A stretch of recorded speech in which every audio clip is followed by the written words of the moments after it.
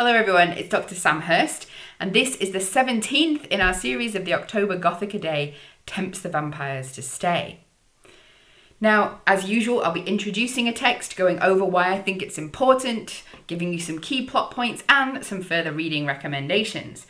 And today we're coming back from Europe and coming home, not only to the UK, but also to Yorkshire, my own county, and to some writers that were born and lived not very many miles away from where I live myself. If you haven't already guessed who they might be, I am of course talking about the Brontes, although I'll be focusing on just one of the sisters today. It's tempting to do them all, but I really must control myself. I can't make everything about Yorkshire, or can I? Anyway, I'm going to be looking at Emily Bronte's 1847 novel, Wuthering, her only published novel. Now, the early British Gothic, populated by writers like Radcliffe, Lewis, and Maturin, had really fallen into decline by the 1820s and 1830s. That's not to say that all sensationalised or supernatural fiction had disappeared, but the Gothic itself had fallen into disrepair, if you will, by the 1840s when the Brontes were writing. And so the Brontes are really important in terms of reviving the Gothic, and also in terms of their influence not only on the 19th century but particularly on the 20th century, and writers like Daphne du Maurier, but also more broadly the Gothic romance in the 20th century. It was perhaps Jane Eyre that had the biggest influence because Wuthering Heights has many of the same qualities. It does many of the same things as the other Bronte sisters were doing. It takes some Gothic elements. It introduces a Byronic anti-hero, hero-villain. And it also moves the Gothic into a more local context. It moves the Gothic back to the UK, into Yorkshire particularly, and this sort of sense of an othered UK, and also brings it into discussions of class. But unlike her sisters, Emily Bronte is never really writing a romance. Now, maybe controversial for some people, although I don't really know why, because we're often sold Wuthering Heights as a romance, and the first time I read it, that's what I was expecting, and I kind of hated it. But now I love it, because it's not a romance. Heathcliff is not a romantic hero. He is fairly monstrous in his behaviour in the text. He tortures and kills animals to make a point. He's not above harming children. He beats his wife, and he imprisons his own son.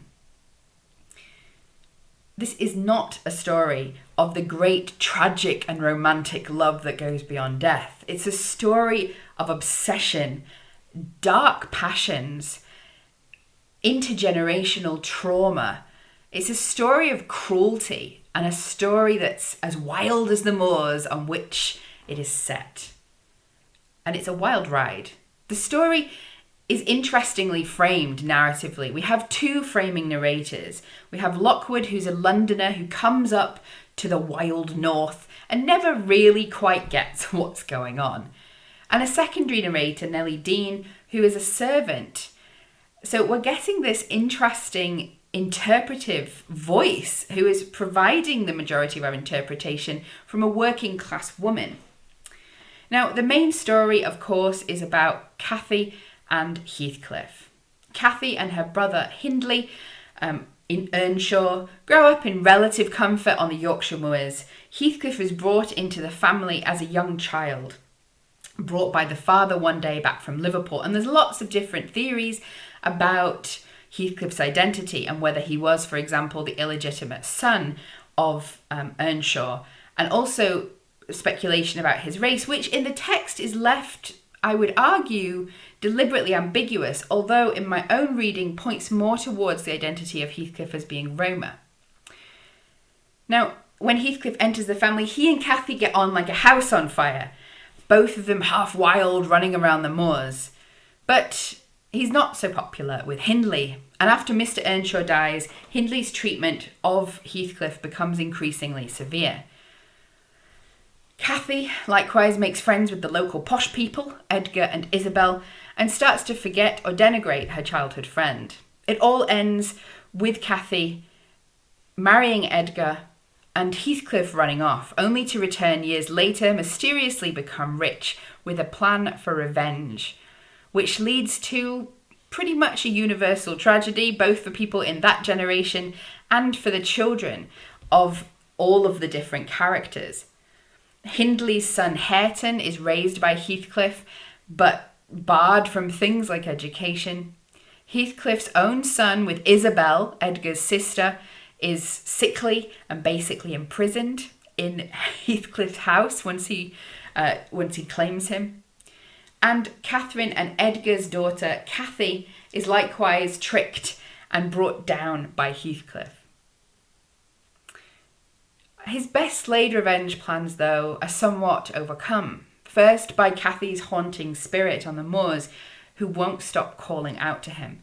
And second, by young Cathy and Hareton's growing romance, rewriting the possibilities that he and Cathy never got to live.